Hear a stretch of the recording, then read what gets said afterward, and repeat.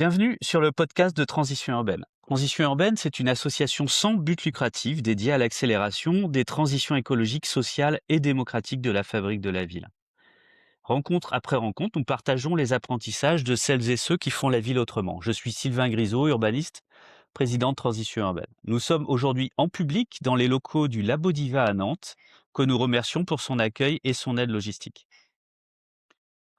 Alors avec les transitions urbaines, la rhétorique du vivant dans la ville devient omniprésente. Les images des candidates et des candidats aux municipales se couvrent de vert. Les références aux non-humains sont partout dans les projets qui se mettent en récit.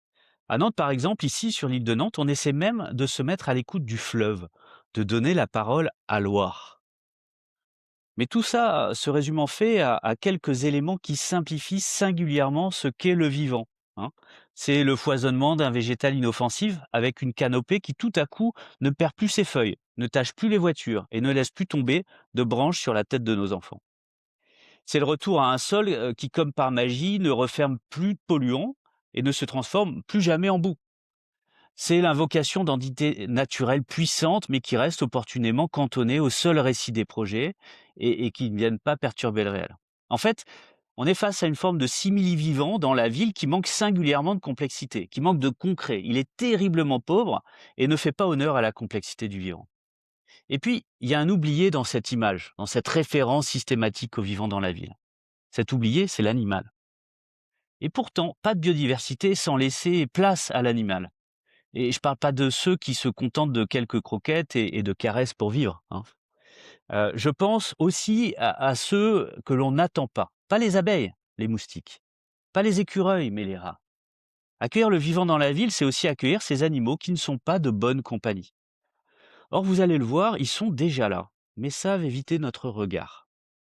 C'est de cela qu'on va parler aujourd'hui, du vivant dans la ville, des animaux qui peuplent déjà nos villes, et puis de la façon demain de mieux les accueillir, de mieux partager finalement notre milieu avec eux. Et pour en parler, j'ai le plaisir de recevoir Paul Fenech, un double plaisir même. D'abord parce que tu as accepté de nous parler d'une recherche en cours, et c'est quand même un exercice assez inconfortable pour des chercheurs de prendre la parole alors que les conclusions sont toujours pas écrites. Mais à Transition Urbaine, ça nous semble vraiment essentiel de partager la recherche en marchant, d'ouvrir la boîte noire et même de partager les doutes. Et puis, un autre plaisir, hein, parce que tu es doctorant CIFRE, donc en écologie au laboratoire LETG et à la direction Nature et Jardin de Nantes, sous la direction de Laurent Godet. Et qu'on a vraiment envie, avec l'association, de donner la parole aux jeunes chercheurs et de faciliter leur prise de contact avec l'opérationnel. Une ville en pleine expansion. Les transitions à mener s'accumulent, l'énergie, l'agriculture, les mobilités. Monsieur l'administrateur délégué, vous êtes chargé de l'attribution et de la répartition des logements. Comment la situation se présente-t-elle? C'est une contribution au débat sur l'artificialisation des sols et les questions d'étalement urbain. On a privilégié la machine, la matière et l'énergie par rapport à l'être humain, hein. C'est pour ça qu'on ne recycle pas bien les téléphones. And perhaps the defining trend of the 21st century is population growth. On a une responsabilité sur l'épuisement des ressources et une responsabilité sur la perte de biodiversité. Chaque échec va permettre la prochaine fois de faire mieux et chaque échec est autant instructif qu'un succès. Des projets d'urbanisme qui sont indispensables du fait d'une circulation toujours plus intense. Ce plan est un plan que le public nantais peut venir voir. Il s'agit du plan de sauvegarde de Nantes. Si on est une grande part du problème, on est forcément une grande part de la solution. On va peut-être couler moins de béton et miser plus sur l'intelligence et finalement changer de matière grise. Alors Paul, commençons par poser le décor. Est-ce que tu peux déjà nous expliquer ton sujet de recherche? On va utiliser des termes qu'on va tous comprendre, hein, et puis aussi la méthodologie, hein. Oui, tu vas nous montrer des choses, je vais pas vous révéler ça. Heu, de quoi on parle? Eh ben, bonjour Sylvain, merci pour l'invitation d'abord. Donc aujourd'hui, on va parler de vivants en ville, mais pas que. Donc là, je vais présenter quelques résultats de la thèse que je suis en train de mener actuellement. Et je travaille au sens large sur l'impact que l'urbain peut avoir sur le vivant. Et sur un vivant assez ciblé quand même, parce que je travaille principalement sur les mammifères et sur les oiseaux, qui est souvent une partie du vivant qui est surreprésentée dans les études et dans ce qu'on voit en général au quotidien. Et sur comment, du coup, ces mammifères et ces oiseaux s'adaptent dans l'espace et dans le temps face à un certain niveau de pression anthropique, donc de pression liée aux activités humaines. Alors, de l'observation donc, du terrain. Est-ce qu'on peut rentrer un peu dans le détail de ça? C'est quoi ces observations? Comment on fait? C'est où? C'est comment? Ouais.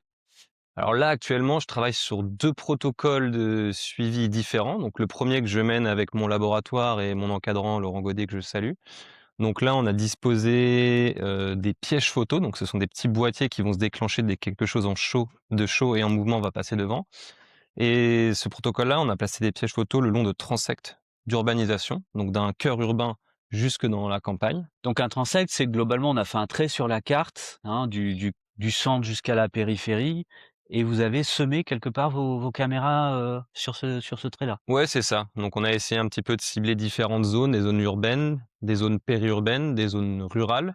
Et ça, du coup, on l'a fait sur la métropole de Nantes, donc avec des pièges qui partent du jardin des plantes jusqu'au bocage vendéen. Alors jardin des plantes, on est vraiment, sur, le jardin au cœur du centre-ville, en face de la gare, Exactement. Donc on est vraiment sur un petit patch vert au milieu d'une matrice urbaine.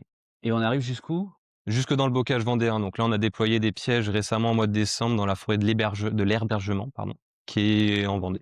Oui, donc on a passé le périurbain, on a largement passé le périphérique, on est même en Vendée, c'est dire. On est vraiment dans le rural, quoi. On suit la Sèvre. Et on a fait également ce protocole à Montpellier. On travaille en collaboration avec un autre laboratoire. Et là, on part du centre de Montpellier jusque dans la garrigue méditerranéenne, autour du Pic Saint-Loup, ceux qui connaissent la région. Donc ça, ces pièges photographiques, ça ramène des photos, en fait des vidéos plutôt, Ouais, hein? on peut soit photo, soit vidéo, c'est à nous de choisir. Nous, on travaille sur des vidéos. Vous en ramenez quoi de tout ça? C'est quoi le volume de collecte? C'est quoi? Alors là, les premiers pages photos qu'on a posés sur ce protocole-là, ils sont en place depuis 2022, donc on arrive bientôt quasiment à 4 ans de suivi. Alors on a rajouté des pièges au fur et à mesure. Et là, actuellement, en termes de volume, on a dépassé les 100 000 vidéos là, en début 2026. Ah oui, d'accord. Après, sur ces 100 000 vidéos, il y a un tri de données, évidemment. On travaille principalement donc sur les mammifères. Et pour 100 000 vidéos, on va avoir 40 000 vidéos de mammifères Donc sauvages. tu passes tes journées à visionner des vidéos YouTube d'animaux marrants, sur l'ordinateur, c'est ça? Pas exactement. Ça fait partie de mon travail, ouais. Je peux me faire des journées entières à regarder des vidéos, à noter, à voir quelle espèce on voit, le nombre d'individus qu'on va avoir. Des fois, on a des petits comportements sympas, des fois, on a des espèces rares. Mais bon, ça fait partie du travail. C'est un peu comme ouvrir des cadeaux de Noël. On va retirer nos pièges, on a les cartes SD, et après, on regarde ce qu'on a eu pendant 2 ou 3 mois qui passent devant le boîtier. Je disais en introduction, c'est la science en train de se faire, hein, on ouvre la boîte noire, donc on se permet aussi de douter ce soir, on n'est pas sur une restitution scientifique. Tu en es où de la thèse? Là, je suis encore dans ma première année. J'ai commencé en juin dernier. Donc faut savoir que c'était un protocole qui était déjà en place avant. Je connaissais déjà mon directeur de thèse avant d'avoir commencé ma thèse, donc on en avait déjà discuté en amont dans le montage du projet. Et là, on est en train de rédiger, commencer l'ébauche de premiers papiers avec les premiers résultats de cette base de données. D'accord, bon, écoute, on est donc sur, un début de travail et déjà pas mal de choses.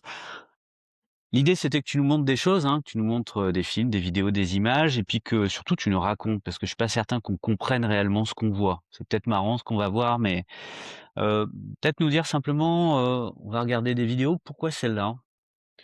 Là, j'ai fait un petit échantillonnage de vidéos que je trouvais intéressantes. Donc on va voir, différentes espèces d'oiseaux et de mammifères. Et on va partir d'espèces qu'on s'attend peut-être le plus à voir en ville et d'autres qu'on s'attend peut-être moins à voir en ville, voire des espèces qu'on ne connaît pas. Il y a certaines espèces qu'on suit en particulier, je vais pas spoiler maintenant, avec Laurent, et on se rend compte qu'il y a beaucoup de gens qui connaissent pas forcément ces animaux, qui arrivent pas à leur mettre un nom, ou qui ne pensent pas qu'on va voir ce genre d'animaux au sein de la ville de Nantes, voire au sein de la métropole. Bah, écoute, à toi. Donc on va commencer. Tac. Peut-être que l'espèce que tout le monde s'attend à voir en ville, ça va être le chat domestique, Felis sylvestris catus. Donc, faut savoir que ça, c'est une espèce qui est assez intéressante. On la prend en compte dans nos données parce que c'est une espèce qui va avoir un impact sur d'autres espèces, sur les micro-mammifères, sur les oiseaux. D'ailleurs, c'est des comportements qu'on peut observer. Donc là, Oui, on a parce un que le chat. chat ne mange pas que des croquettes. Non, malheureusement, le chat ne mange pas que des croquettes et on a des grosses densités de chats, donc de prédateurs, qui viennent des fois juste jouer. Donc là, on a l'exemple avec un petit mammifère et des fois, on a d'autres exemples, un peu plus farfelus. Donc là, on voit peut-être pas très bien à l'image, mais c'est un serpent, donc un chat qui vient prédater, et donc qui ont un impact sur la faune locale. Là, on est où? Là, sur ce piège-là, on est sur un site, que j'aime particulièrement, qui est la Petite Amazonie. Donc c'est un site nantais, un site enclavé, fermé au public d'une 17-18 hectares, au sein du quartier de Malakoff à Nantes. Et donc c'est un site vraiment sanctuaire refuge où il n'y a pas de présence humaine, qui n'a jamais été construit. Donc là, alors attends, tu viens d'énoncer un terme là, refuge? Oui. Ouais, refuge parce qu'on est sur un site un petit peu de libre évolution. Mis à part un petit pâturage qui est mis à l'entrée avec quelques vaches, c'est un site où on va pas avoir d'activité humaine, pas de présence humaine car fermé au public, et on va pas avoir de gestion, etc. Mis à part les petits pâturages à l'entrée. Donc là, pour, j'allais dire, ceux qui ne sont pas à Nantes, mais je pense qu'il y a beaucoup de Nantais qui ignorent l'existence de ce lieu-là, hein, puisqu'il est par nature pas fréquenté par le public.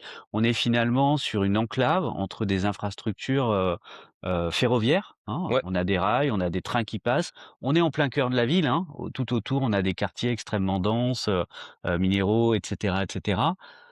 Et donc là, on a un espace complètement protégé, un refuge pour la biodiversité sur lequel il n'y a pas de gestion ou peu de gestion, en fait. Gestion, c'est ça. On va quand même avoir un petit pâturage à l'entrée. Et c'est c'est un site expérimental d'études à mener qui est super intéressant. C'est assez rare d'avoir une zone comme ça de presque 20 hectares au cœur d'une grosse métropole à taille européenne.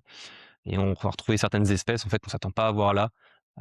Je pense qu'il y a des naturalistes parmi nous, Raldo et Pourpré, des choses comme ça qu'on observe de temps en temps. On a même eu des preuves grâce aux pièges photos du Raldo qui venait nicher dans ces zones-là alors qu'on est en zone urbaine. On va continuer. Donc, une autre espèce qu'on connaît bien en ville, ça va être le pigeon. Donc ici, le pigeon ramier. C'est pas celui qu'on voit vraiment dans nos centres urbains qui est le pigeon féral bissé. Donc ça, pareil, hein, c'est des espèces qu'on voit de manière assez récurrente sur nos pièges photos que les gens ont l'habitude de voir. Savoir quand même qu'on a 3 espèces de pigeons qu'on peut observer tous les jours à Nantes.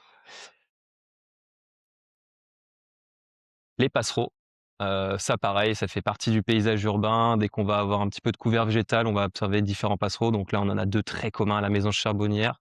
Le passon des arbres, c'est des espèces qu'on entend tous les jours, si on fait un petit peu attention et qu'on tend l'oreille. Je veux bien qu'on là on a beaucoup d'espaces en eau, des zones humides ou des espaces, on est où là? Et ben là, on est encore à la petite Amazonie, hein. D'accord. J'ai fait une petite sélection. Alors là, on va avoir des vidéos de Montpellier et de Nantes. J'ai essayé de prendre un maximum de vidéos de Nantes, à part quand j'en avais vraiment des vidéos On chouettes aime bien Montpellier aussi. à Montpellier. Et là, ouais, c'est la petite Amazonie. D'ailleurs, j'ai un peu peur. Faut que j'aille récupérer mes pièges photos suite aux crues récentes, qu'ils aient fini un petit peu sous l'eau. Mais ça peut être aussi une réorientation de ta thèse vers les poissons. Oui, exactement. Ah. Bon, je pense que le boîtier va pas aimer, mais bon, je vais voir. Je vais les récupérer la semaine prochaine, je croise les doigts. Les cartes SD, dans tous les cas, en général, survivent, donc on pourra récupérer les données, mais le boîtier, j'ai un peu peur. Donc ce qui est pratique, c'est ces petits passereaux, des fois, ils viennent nettoyer nos boîtiers. En général, on peut avoir au printemps des chenilles, des araignées qui viennent faire des toiles d'araignée devant la vidéo. Et là, on a l'exemple d'une maison charbonnière qui vient picorer. Et c'est un comportement qui est assez intéressant parce que c'est ce qu'on voit, ces espèces qui s'habituent bien au milieu urbain, c'est que c'est des espèces qui sont curieuses, en fait, qui aiment bien aller voir les nouveaux objets dès qu'on va mettre quelque chose dans leur territoire. Et en général, quand on met des pièges photos, on a souvent la mésange bleue et la mésange charbonnière qui viennent picorer, qui viennent voir ce qui se passe, quel est l'objet a été ajouté. Donc là, tu viens de nous dire qu'on a des espèces qui s'acclimatent bien, c'est pas le terme que tu as utilisé, mais qui s'adaptent bien au milieu urbain. Donc on a bien des espèces pour lesquelles le milieu urbain est plus favorable. Ouais. J'en déduis aussi que pour certains, c'est pas le cas. C'est ça. Et du coup, on va avoir plus d'espèces pour lesquelles les milieux urbains sont défavorables que l'inverse. En général, c'est ce qu'on ressort de la littérature actuellement, c'est que la ville et l'urbain ont un petit peu un rôle de filtre écologique sur les communautés, avec du coup des espèces très généralistes qui vont bien s'adapter, les espèces spécialistes qui vont pas pouvoir s'adapter à ces milieux-là. Donc on continue avec les passereaux qu'on croise souvent en ville, hein, le merle noir, pareil. Bon, en ce moment, je l'entends tous les soirs, tous les matins. Une espèce. Ah, celui-là, il a trouvé à manger. Ouais, il a fait ses petites réserves là. Et enfin, allez, j'ai conclu avec les 4 grosses espèces, le rouge-gorge, pareil, qu'on entend vraiment tout le temps. C'est un des rares passereaux qu'on va attendre toute l'année aussi, en milieu urbain, quand on va avoir un petit peu de verdure autour de chez soi. C'est un oiseau qu'on aura tout le temps chez nous. Et donc, une autre espèce qu'en général on a un petit peu plus de mal avec, ça va être le rat. On observe aussi de manière assez régulière. Alors, à la différence de toutes les autres espèces que j'ai montrées avant, il faut savoir que c'est pas une espèce qui est native d'Europe, une espèce qui a été introduite au Moyen-Âge avec toutes les transactions. Et on va avoir deux espèces de rats, celui qu'on voit ici, celui qu'on voit la plupart du temps en milieu urbain, le rat surmulot, Ratus novergicus.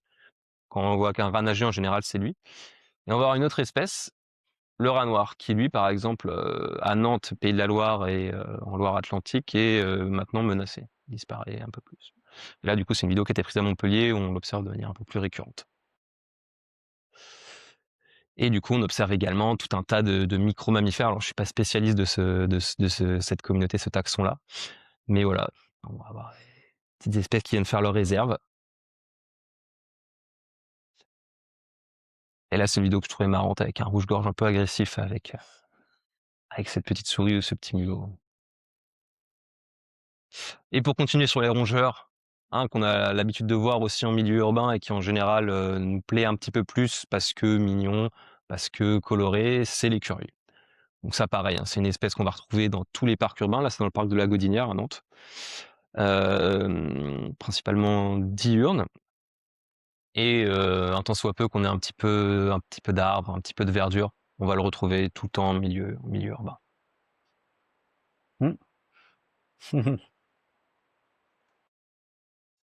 Là, on va continuer avec quelques espèces d'oiseaux. Après, je vais basculer complètement sur les mammifères parce que c'est vraiment ce sur quoi on va travailler nous dans notre protocole.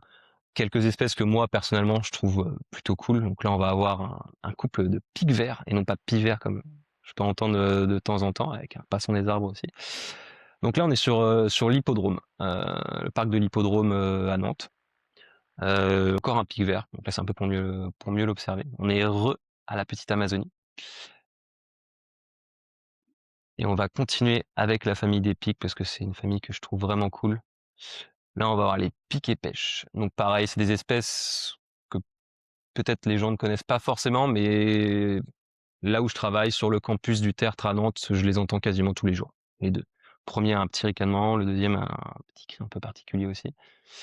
Et là, un peu plus pas très adapté du coup au milieu urbain, j'ai mis parce que c'est vraiment une espèce qui est, je trouve, très cool personnellement, c'est le pic noir. Donc là, c'est le plus gros pic d'Europe, mais on va le retrouver principalement en milieu rural, en zone forestière. Donc là, on est sur le long de la Sèvre, pas très loin de Clisson. Ah oui, là, il s'attaque bien à l'arbre, là. Ouais, en général, c'est ce qu'on appelle les espèces ingénieurs. Ils viennent faire des petites cavités dans les arbres qui, après, par la suite, sont utilisées par de nombreuses espèces. Donc on va continuer maintenant principalement avec les mammifères, une espèce que je pense la plupart des gens connaissent aussi, le hérisson, qui s'est bien adapté à nos milieux urbains et qu'on retrouve ici au Jardin des Plantes, où mes collègues font différentes mesures pour cette espèce en construisant des petits abris parce qu'ils ont besoin de se cacher. Alors là, c'est une vidéo de jour, c'est très rare, c'est quand même une espèce qu'on observe quand même principalement de nuit, je l'ai mis de jour parce que la vidéo est plus sympa. On va continuer avec une de mes espèces favorites sur laquelle j'adore travailler parce que c'est une espèce qui est très plastique, donc qui peut moduler son comportement à un environnement, à un biotope, en prédation. Ça va être le renard roux, une espèce super intéressante qu'on va retrouver dans tous les types de milieux. Donc même sur Nantes en fait. Là j'ai pris quelques exemples. Là on est sur le parc de la Gaudinière, quand il y a eu de la neige là au début de l'année. Là on est sur le parc de l'Hippodrome. Je l'ai tous les soirs sur ce piège photo. Il y a un petit renard qui vient tous les soirs à la tombée de la nuit dans le parc de l'Hippodrome. Quand tu dis plastique, ça fait le lien avec ce qu'on disait tout à l'heure, la ville filtre les espèces, certaines sont plus adaptées C'est à ça. la ville, mais là, en fait, sont plus adaptables. C'est ça, elles sont pas, on va dire, elles sont pas adaptées à la ville parce que c'est des espèces qui Ouais. évoluent depuis des milliers et des milliers d'années. Le milieu urbain, ça existe depuis 100, 200 ans, en fonction des définitions. Donc c'est des espèces en fait qui peuvent moduler leur comportement en fonction des pressions. Elles Ils sont peuvent s'adapter. adaptables en général, dont à la ville, quoi. C'est ça. Par exemple, le renard roux, c'est une espèce qu'on trouve dans le centre-ville de Nantes, jusque dans les plateaux d'altitude, dans les Alpes, qu'on va retrouver au Canada. Une espèce qu'on trouve vraiment partout. Et donc qui est très intéressante à étudier. Par exemple, un des premiers résultats qu'on va avoir, nous, c'est que le renard en milieu urbain est beaucoup plus nocturne qu'un renard qu'on va retrouver en milieu rural ou en milieu plus naturel. Ah, là, on introduit déjà des logiques de temps. Bon, je C'est crois ça. qu'on va y revenir aussi tout à l'heure. Et donc là, une petite dernière, parce qu'elle est sympa, on retourne dans la petite Amazonie. Et donc, ouais, c'est une espèce qu'on retrouve quasiment dans tout. Dès qu'on va avoir un peu de verdure, qu'on va se retrouver sur des continuités écologiques, on va retrouver du renard en milieu urbain. Alors, on a beaucoup de vidéos de la petite Amazonie. Là, tu as fait un choix qui est pas un tri représentatif, Non, etc. Mais on est, de par sa spécificité, cet effet de refuge là, enfin, qui est vraiment un accident de l'histoire, hein, c'est un lieu qui a été complètement remanié, mais tout à coup, parce qu'il est au milieu des infrastructures, laissé tranquille. Heu il y a beaucoup d'espèces qui sont présentes? Enfin, cet effet le fait d'avoir un refuge de ce type-là en plein milieu de la ville, ça fait que c'est vraiment un endroit où il y a beaucoup plus d'espèces présentes ouais, ou, en termes de richesse et en termes d'abondance en général, on trouve plus d'espèces et si on richesse, abondance, faut que tu nous donnes tu nous traduises tout ça. abondance, ça va être la répétition, Ouais, d'occurrence des espèces, le nombre de fois où on va voir, le un renard, par individu exemple? ou le Ouais. renard et la richesse, ça va être, le nombre d'espèces La différentes qu'on va observer. diversité, d'accord. Ouais. Voilà, c'est ça.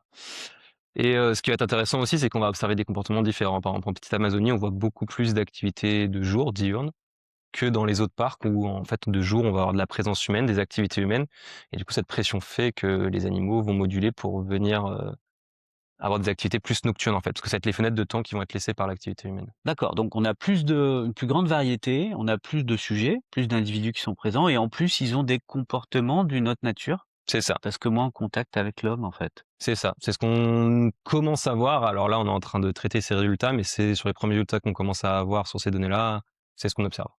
Alors, moins de contact avec l'homme, mais il y a tout le bruit, il y a les avions, il y a le bruit C'est des ça. trains, et cetera. Ça, on C'est est un dans la ville quand Ouais, même. c'est intéressant de rebondir sur ça parce que prochainement, là, on va, disposer en plus de nos pièges photos, des pièges acoustiques et on va essayer d'avoir des indices d'anthropophonie. Donc tous les bruits qui vont être liés au milieu urbain, à l'homme. Les voitures, les avions, on les entend souvent à Nantes et essayer de voir si cette anthropophonie va avoir un impact, sur nos animaux, sur leur rythme d'activité, sur leur présence et cetera. Donc on va continuer avec les petits carnivores. Ah, Donc là, la qu'est-ce que c'est ça? fouine. La fouine, Ouais, d'accord. qui n'est pas une martre, qui n'est pas un furet, qui n'est pas un putois, qui est un mustélidé, donc c'est tous les animaux que je viens de citer qui sont dans cette famille-là. Et c'est une espèce qu'on retrouve assez fréquemment aussi en milieu urbain, qui s'accommode assez bien, qui des fois peut faire le malheur de l'isolation de certaines maisons, mais car elles n'ont plus de gros arbres pour venir loger, ou d'habitude elles viennent dans des cavités, notamment qui peuvent être construites par le pic noir qu'on a vu juste avant, et qui peuvent maintenant aller dans nos maisons. Donc là, par exemple, c'est à Montpellier. Mais si on revient dans notre petite Amazonie, on va la retrouver aussi. Et là, on a 2 jours, ce qui est une vidéo très rare, parce que je vais avoir 95-97% de mes vidéos de fouine qui vont être de nuit. Et là, on va retrouver des vidéos de jour. Donc là, c'est plus pour montrer l'espèce, parce qu'on va avoir sa cousine, la martre, qu'on retrouve aussi en Amazonie. C'est assez intéressant, parce que du coup, la martre, c'est quand même une espèce normalement qu'on retrouve plus en milieu boisé, milieu rural, milieu naturel. Mais là, on observe en petite Amazonie, donc pour nous, c'est une donnée qui est assez intéressante. Pour les gens, si jamais on veut faire la différence, ça se fait surtout au niveau de la bavette qui va être blanche et qui va jusque sur les membres antérieurs chez la fouine et plutôt jaune-orangé chez la martre. Et les Ah, oreilles comme là, on tout. rentre dans de la spécialisation, hein. Ouais, sur une petite donnée naturaliste. Donc là, on est encore sur une martre dans le parc de Procès. Le parc de Procès, pareil, on est en pleine non seulement on est en pleine ville, c'est un grand parc certes, mais qui est extrêmement fréquenté. Oui, extrêmement fréquenté et un parc qui est très entretenu avec Mmh. des pelouses tondues, etc. Alors, je veux bien que tu nous en parles de ça parce que on va sortir un peu de la petite Amazonie, mais dans ces différents espaces qui sont des parcs, il y a parc et parc finalement. Parce C'est qu'il y a ça. aussi des modes de gestion qui sont différents. Ça a un impact, observé, réel sur, une fois de plus diversité, La couverture végétale a toujours un impact, ça c'est sûr. Donc par exemple, un parc qu'on laisse avec beaucoup d'arbres très arborés, va avoir plus de richesse, plus de diversité d'espèces qu'un parc comme on peut avoir à Procès où on a des grandes étendues de pelouse, tondues. Et là, c'est intéressant parce qu'on vient de lancer un nouveau protocole, cette fois-ci avec la métropole de Nantes et mon service, recherche et biodiversité. On a positionné des pièges photos dans la plupart des grands parcs nantais. Et on va essayer de faire une typologie de ces parcs en fonction, du couvert végétal, en fonction, du bâti qu'on va avoir autour, si on est sur des continuités écologiques ou pas, et voir quel impact ça va avoir sur le rythme d'activité de nos animaux et quelles espèces on va retrouver également et avec quelle abondance. il y a je reviens sur la question des modes de gestion quand même, parce que l'arbre est là, OK, mais la branche qui tombe, voire même l'arbre qui tombe et le tronc qu'on laisse au sol, c'est pas le quotidien des grands parcs, très propres, très utilisés, et cetera. Oui. Ça a un impact tout ça? Ouais, ouais, ouais, bah, c'est ce qu'on va voir. On le voit de toute façon dans plusieurs des vidéos. En général, nous, on pose nos pièges photos dans ce qu'on appelle les petites zones de quiétude, des zones refuge, ça peut être des petits bosquets. Et c'est ce qu'on voit, c'est qu'on va avoir, par exemple ici, un rondin de bois, on voit que c'est pas très entretenu, et c'est là où on va avoir des espèces intéressantes. D'ailleurs, ça, je tiens à le souligner, on a relevé cette donnée là la semaine dernière, je suis assez content parce que c'est pas une espèce qu'on croise tous les jours. En 4 ans de suivi, on l'avait eu qu'une seule fois sur un piège photo, et là, on l'a eu du coup au mois de janvier au parc de la Gaudinière, donc le putois d'Europe. Petit mustélidé, donc même famille que la fouine et la martre. Et on va terminer avec la famille des mustélidés, avec le plus gros d'Europe, le blaireau. Pareil, une espèce qu'on s'attend pas forcément à voir en milieu urbain, Voilà. mais pourtant qui est présente. Ah oui, puis qui s'amuse bien en plus. Ouais, ouais, ouais, ouais. Globalement, là, on en a vu récemment sur le campus du Tertre à Petit-Port. On a une blaireautière au niveau du parc de l'Hippodrome. Les collègues qui ont vu ça en rentrant de soirée, en prenant le tram à 1h du matin, qui sont tombés nez à nez avec un blaireau. Et donc, on revient encore une fois à notre petite Amazonie. Mais c'était pas du tout une vidéo YouTube de fin de soirée, c'était une observation scientifique dans leur cas, hein? Et donc maintenant, on va passer, on va dire à la grande faune, qui a un peu plus de mal à pénétrer dans certains espaces urbains, notamment nos parcs. Donc là, on va voir le chevreuil. Petite vidéo avec la neige au début de l'année, ça fait des ambiances sympas. Là, on est à Cimetière Parc, donc vraiment au nord de Nantes, à la frontière avec Orvaux, La Chapelle-sur-Herbe, et on est vraiment sur un boisement, parc pas très, enfin, on est à l'extérieur du parc. Donc là, on arrive sur la question du gradient en fait, hein? C'est ça, exactement. Là, on rentre vraiment dans ce qu'on pourrait appeler le périurbain, en fait. On n'est plus dans l'urbain, et par exemple, le chevreuil, on l'observe jamais dans l'urbain. C'est une espèce qu'on observe vraiment à partir du périurbain, où là, on va commencer à avoir beaucoup de données, notamment Cimetière Parc. On a des pièges photos aussi en prairie de Sèvres, dans le parc des Roches Vertes, où on observe assez souvent le chevreuil, comme on va voir sur la vidéo ici, et qui s'accommode plutôt bien des gens, parce qu'on va avoir les gens qui font leur footing, qui se baladent derrière, et ça n'a pas l'air de trop inquiéter les individus. Un peu quand même, il surveille, hein. Ouais, il est attentif, mais il est tout le temps là. Et sur ces pièges-là, on le retrouve tout le temps. Et après, on va avoir une autre espèce qui peut faire débat, mais qui est présente malgré tout. Ça va être le sanglier. Donc là, j'ai mis un, un gros mâle, vraiment un gros individu. Et pareil, c'est une espèce qu'on retrouve très rarement en centre urbain. On peut avoir quelques données, notamment sur Montpellier, où le sanglier est beaucoup plus présent que sur Nantes, mais c'est très rare. Et du coup, on voit souvent cet effet de... On peut avoir des sangliers qui arrivent en milieu urbain, ça fait la une de la presse et on a l'impression que le sanglier envahit les milieux urbains, mais dans les faits, c'est très rare. On va avoir des données en périurbain, en rural, mais dans l'urbain, ça n'arrive jamais.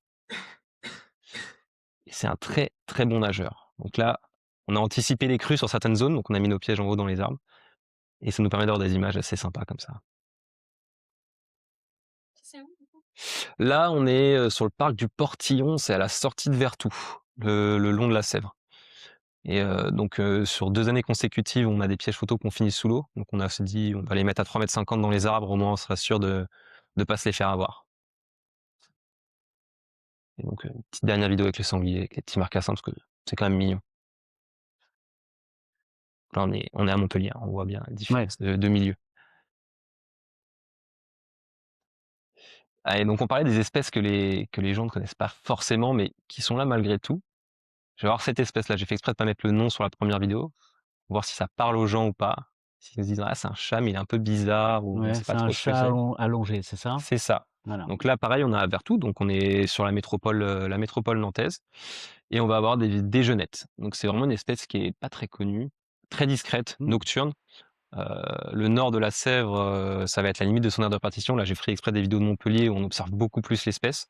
À Montpellier, on l'a même dans les centres urbains, on va la voir dans les parcs. Et voilà, moi, c'est une espèce que j'adore, que je trouve super intéressante, mais qui est vraiment méconnue du grand public.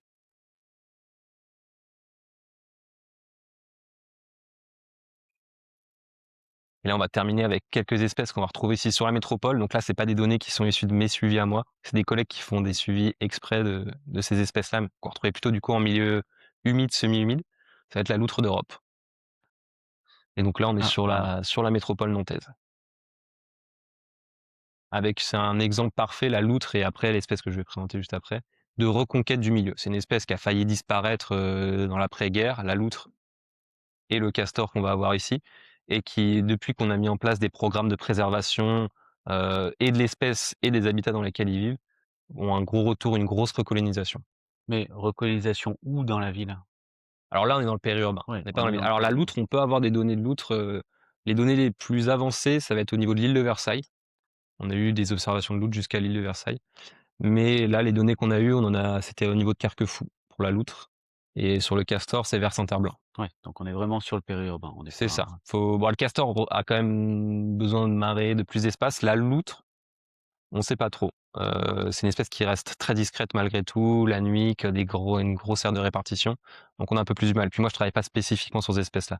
Là, je suis juste allé commander des petites vidéos aux collègues pour pouvoir montrer quand même qu'on a ces espèces-là sur la métropole nantaise. Et là, je fais une petite conclusion avec 2-3 vidéos pour finir, d'espèces que je trouve assez cool aussi, qu'on croise pas tous les jours.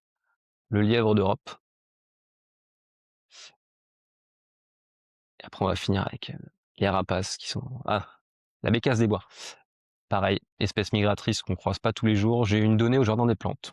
Les naturalistes, si ça intéresse, ils sauront que c'est pas quelque chose de très, très commun.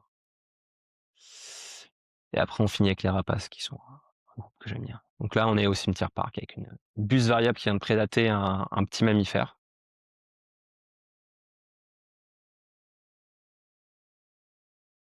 Chouette hulotte, pareil. Rapace nocturne qu'on retrouve très souvent en milieu urbain. Là, sur cette période-là, en février, on était sur leur période de reproduction. Si on tend l'oreille un petit peu le soir au coucher du soleil, on pouvait l'entendre un peu partout. C'est vraiment un chant très particulier, vraiment un ululement. Et pour finir, un petit épervier d'Europe, pareil, petit rapace. Et là, on est encore dans la fameuse petite Amazonie. hop là. Et je crois que c'est fini. Bah, écoute, merci. On va essayer de faire une synthèse de tout ça parce qu'au-delà d'images sympathiques, on fait pas 100 000 vidéos simplement pour, mettre des vidéos sympas sur YouTube. Non, non, non. Il y a un caractère systématique. On a vu qu'il y avait cette logique de transect qui permet d'observer des espaces qui sont différents. Et on a vu à la fois des images en noir et blanc, donc d'infrarouge, donc des images nocturnes, des images diurnes, etc. Et il y a évidemment cette question du temps, hein. Heu, des espaces plus ou moins anthropisés, des espaces plus ou moins fréquentés, des espèces différentes, plus ou moins plastiques, tu nous disais, C'est ça. des milieux différents aussi entre l'urbain, le périurbain et peut-être du plus rural, quelles que soient les définitions, mais en tout cas, on voit bien des natures. Qu'est-ce qu'on quand on déroule cette pelote et qu'on essaie de comprendre, qui est où, à quel moment, qu'est-ce qu'on comprend? Ah, c'est ce que je disais tout à l'heure, en fait, c'est que la ville a vraiment un rôle de filtre écologique sur les espèces. La ville, au sens vraiment urbain, espace désimperméabilisé avec une grosse densité de bâtis, avec les espèces très généralistes, donc les espèces plastiques comme le renard, qui peuvent s'habituer, qu'on va retrouver dans ces milieux-là, et les espèces plus spécialistes, comme on voyait avec la genette, ou avec des espèces qui vont avoir plus de mal. Et globalement, c'est ça, nous, qu'on essaye de comprendre, en fait.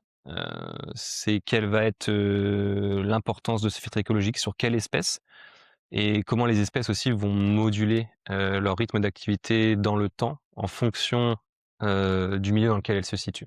Alors je veux bien qu'on rentre dans le détail parce que nous, notre sujet, c'est quand même, de se dire, qu'est-ce qu'on apprend de ce travail-là? Qu'est-ce qu'on commence à apprendre, hein? On va pas faire des conclusions définitives.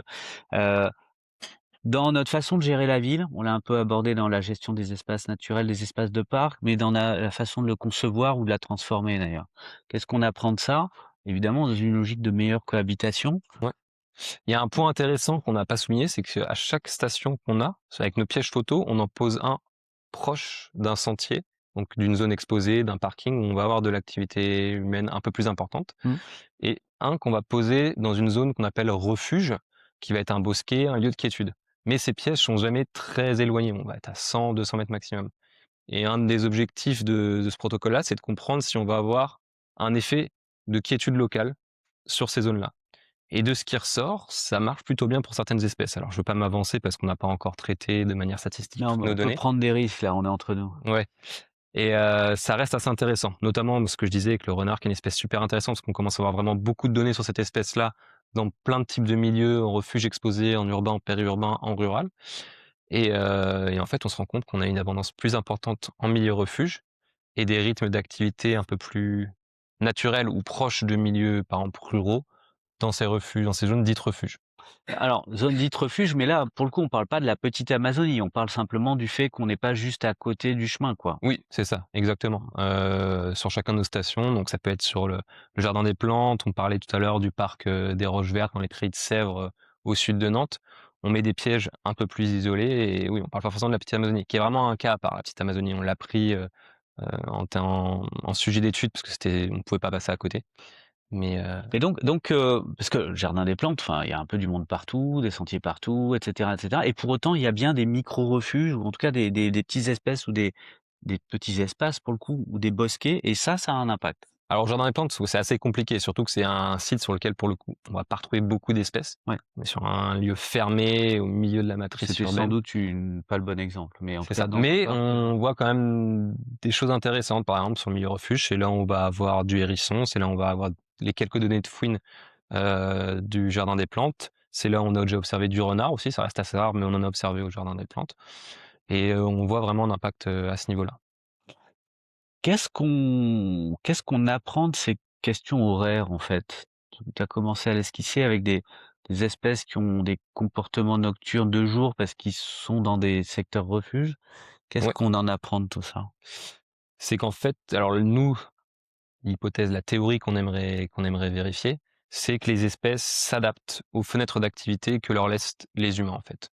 Et donc dans ces zones de quiétude, où l'homme n'est pas ou peu présent, les espèces peuvent garder des rythmes d'activité similaires à ce qu'elles auraient dans un milieu où il n'y a pas d'hommes, en fait. Mais à des échelles qui peuvent être très petites, et pas à l'échelle d'un gradient d'urbanisation sur la métropole, voire un département.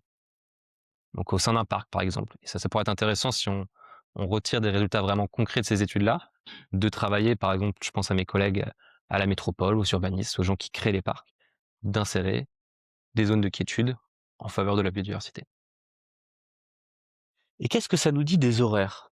Est-ce que justement les endroits où on est tous, où on passe dans la journée de façon systématique, il y a un peu une deuxième vie, heu, avec tout le monde qui sort quand enfin nous on s'est barré quoi? Où tout à coup on peut faire la fête parce que les humains sont un peu plus loin. Qu'est-ce qui se passe? On a toujours un peu aussi cette question de ce qui se passe derrière les grilles du parc, pendant la nuit. Ça, c'est assez intéressant, c'est ce qu'on s'est posé aussi comme question. Et alors sur le jardin des plantes, qui était pas forcément le meilleur exemple, on observait la présence de hérissons de fouine. Là, c'est vraiment intéressant parce qu'on a déployé ce protocole-là sur tous les parcs nantais, à la Mmh. Gaudinière, Procé, l'Hippodrome, et on observe qu'en fait, à la tombée de la nuit, on a vraiment des communautés de mammifères qui s'activent.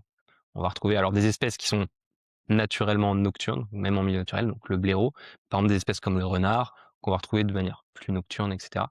Et on observe aussi une variation au cœur de la nuit, parce qu'on va avoir des espèces qui sont vraiment crépusculaires, donc qui vont s'activer à l'aube et au crépuscule. Et par exemple, pour les blaireaux en milieu urbain, on se rend compte qu'ils ont un pic d'activité vraiment en cœur de nuit. Là où en milieu rural, on va avoir vraiment des pics d'activité lever, coucher du soleil. Donc c'est-à-dire qu'il attend vraiment la zone où on va avoir le moins d'activité humaine possible pour sortir. Oui, donc on a deux façons finalement de prendre la distance. À la fois trouver un espace refuge et puis des temps où on est peinard. C'est ça. C'est ça, c'est ça. On essaye vraiment de trouver la balance entre les 2. Des micros espaces refuges, ça a donc du sens? A priori, A sous toute priori, on n'a pas réserve, encore tiré de faisons conclusion. l'hypothèse que très bien, très bien. Mais on suivra la suite, de toute manière, on aura la réponse. Ce que j'entends aussi, ce qu'on a vu tout à l'heure, c'est que des grands espaces refuges comme la petite Amazonie, ça a aussi du sens, hein. Qu'est-ce qu'on apprend plus sur les modes de gestion, sur la gestion de la fréquentation? Est-ce que, des espaces, de parcs par exemple, mais d'espaces verts en général, est-ce que vous arrivez à tisser quelque part, quelques hypothèses évidemment, pas conclusion? Là, c'est un travail sur lequel on va se pencher, d'essayer de mettre en corrélation les données qu'on va avoir d'humains, parce que du coup, évidemment, on a aussi des humains qui passent devant nos pièges photos, avec les données d'animaux et aussi de croiser avec des données cartographiques de densité de population. Et de voir si tout ça a un lien entre eux. C'est un travail sur lequel on ne s'est pas encore penché plus spécifiquement.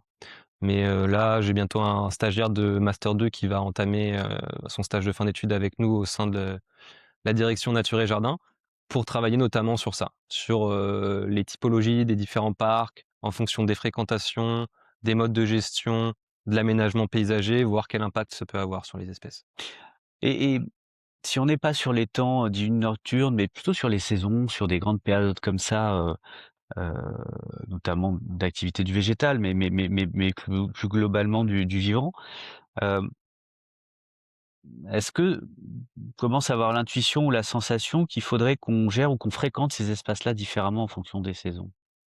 Est-ce qu'on C'est pourrait pas avoir plus ou moins d'espaces refuges en fonction des saisons? Alors on pourrait techniquement, mais est-ce que ça a un sens en fait en termes d'accueil de la biodiversité? En termes d'accueil, je pourrais pas dire. Après, en termes de pratique, c'est sûr qu'il y a des pratiques qui sont à proscrire en fonction de certaines saisons. Là, je pense actuellement à la taille des haies. On va avoir beaucoup d'espèces d'oiseaux qui sont nicheuses dans les haies et qui sont très sensibles à ça. Ça va être un exemple. Après, je vais pas avoir une liste, exhaustive, mais c'est sûr qu'on va avoir certains comportements qui vont être à proscrire en fonction de certaines périodes. Heu, Donc là un apprentissage, sur nos pratiques, hein, là on est sur des pratiques de gestion pour le coup, une question d'espace refuge, mais de temps refuge aussi. oui, Cette logique de sanctuaire, qui pourrait être intéressant à creuser par la suite. La petite Amazonie, c'est vraiment un site sur lequel on va se pencher vraiment plus en détail, en faisant des analyses propres à ce site-là, pour essayer de voir, des comparaisons avec des parcs de même espace. Je pense à Procé, je pense à Gaudinière, je pense, à l'hippodrome, et essayer de voir, quelles vont être les grandes différences en termes de composition, de rythme d'activité, et cetera. alors là on a vu pas mal d'espèces différentes, dont beaucoup dont j'ai oublié le nom, que je serais de toute façon complètement incapable de reconnaître, donc c'est pas très grave. Pour autant, il y en a un certain nombre, qu'on a plus ou moins envie de voir, hein. Hem et je me pose des questions moi par rapport à, l'acceptabilité par le grand public, par nous-mêmes, hein, et finalement toute cette question, avec cet appel au vivant dans la ville, bah, voilà, on voit bien qu'il y a une partie du vivant en fait qui est qu'on s'attend pas à voir, mais qui vient avec, hein, dont on n'a pas nécessairement envie spontanément, auquel on pense pas nécessairement.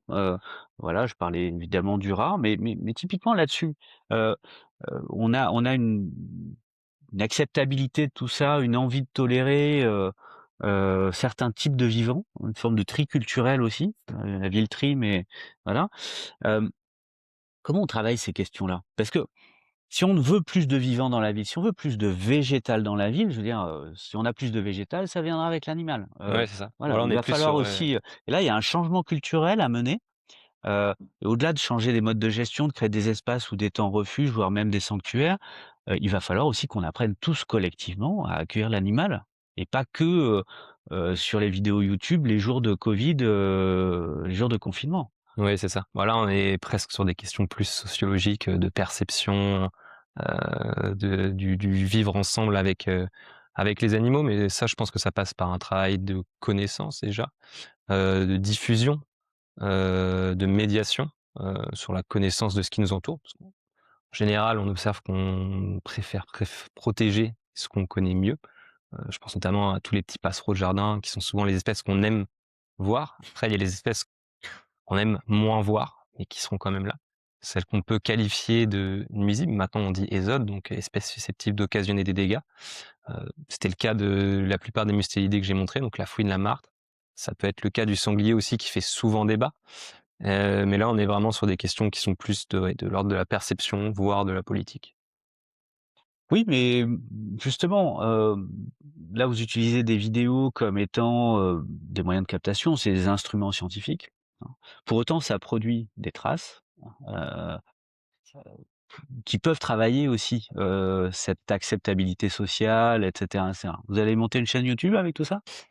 Peut-être, ça peut être un projet, une chaîne YouTube ou, une page Instagram, mais non, plus sérieusement, c'est vrai que c'est un super outil de communication. Outre, l'outil vraiment scientifique avec toutes les données qui vont avec, nous, on essaie de faire un travail de communication. J'ai déjà fait des présentations dans des classes de maternelle, de primaire, de montrer aux gens, en fait, ce qui les entoure. Parce que les Mmh. gens s'attendent pas forcément à avoir ça, parce que c'est la nuit, quand ils sont pas là, parce que les animaux les évitent ou ne connaissent peut-être pas forcément ces espèces-là, et donc oui, ça va être à côté de l'outil scientifique, c'est un super outil de communication, la piège vidéo. Ah oui, oui, c'est un vrai levier de médiation et il y en a sans doute besoin. Il y en avait déjà besoin, Mais là, si on doit transformer la ville pour simplement la rendre habitable pour nous, il faut aussi qu'elle soit accueillante pour l'ensemble du vivant. Donc on va avoir besoin aussi d'apprendre à cohabiter. On va avoir besoin de ce travail de médiation et de traduction. On va y arriver à tout ça, hein. On va Oui. y arriver, et justement, quand on aura fait une ville accueillante pour, tous les vivants, hein, ce sera quoi un peu le symbole du fait qu'on a réussi? C'est un chevreuil qui traverse la route, au feu vert, sans stress? Ah, pas forcément. Moi, je ne sais pas si je suis tout à fait aligné avec le point accueillante. Je pense qu'on pourrait plus parler de ville passante. L'objectif, ça va pas être forcément d'attirer certaines espèces dans ces milieux-là.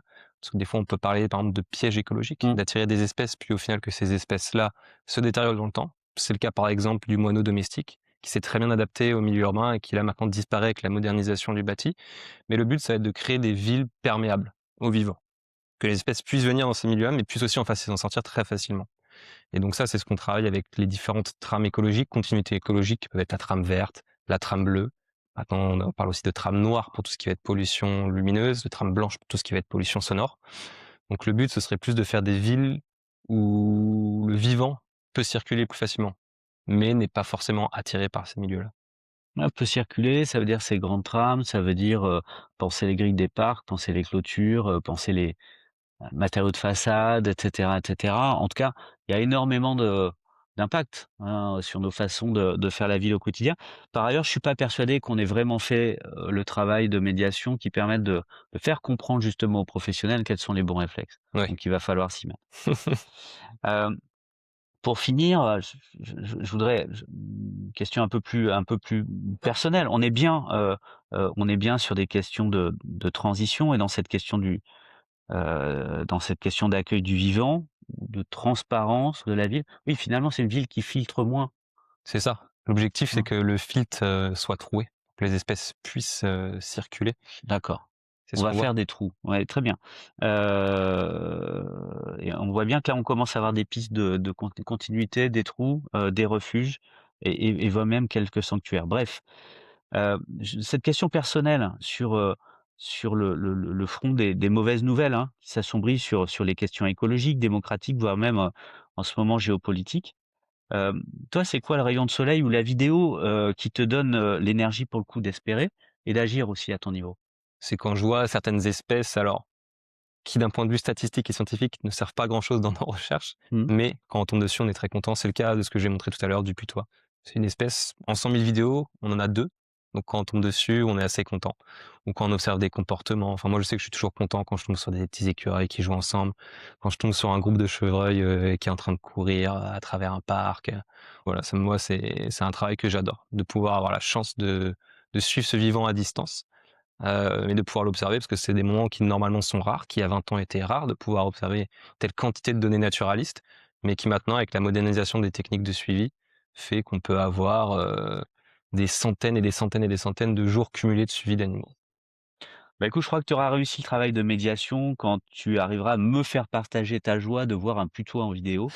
Heu mais ça veut dire que j'ai pas compris, pourquoi c'est important et ça voilà, on a besoin, de gens comme toi pour le coup, qui passent le message. Bah, écoute, merci. Cet épisode donc touche à sa fin. Paul Fenech, merci beaucoup, hein, d'avoir accepté, cette invitation, au podcast de Transition urbaine. Alors évidemment, on ne manquera pas de suivre la suite de tes recherches, la fin de la thèse, tu en es plutôt qu'au début, hein, Bon, première partie. après, pour certains, la thèse prend un peu plus longtemps que pour d'autres, je suis bien placé pour en parler. Merci à tous nos auditeurs et auditrices pour votre écoute et puis n'hésitez pas à vous abonner à notre newsletter et retrouver toutes nos publications sur transition.city, transition avec un S, évidemment. À très bientôt. Merci beaucoup, au revoir.